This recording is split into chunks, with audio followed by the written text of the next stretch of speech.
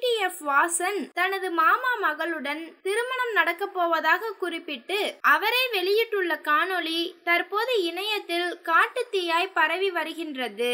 நடிகர்களை போல யூடியூப் வாசிகளும் பிரபலங்களாக வலம் வருவது கடந்த சில ஆண்டுகளாக வாடிக்கையாகி வருகிறது.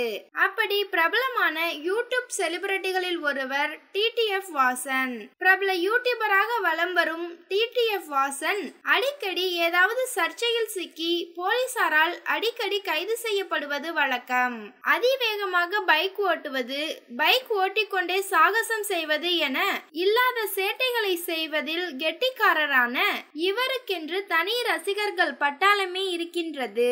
இந்த நிலையில் தற்போது தனக்கு மாமா மகளுடன் திருமணம் நடக்க இருப்பதாக குறிப்பிட்டு டிடிஎஃப் வாசன் தனது சோசியல் மீடியா பக்கத்தில் வெளியிட்டுள்ள காணொளி இணையத்தில் வைரலாகி வருகின்றது.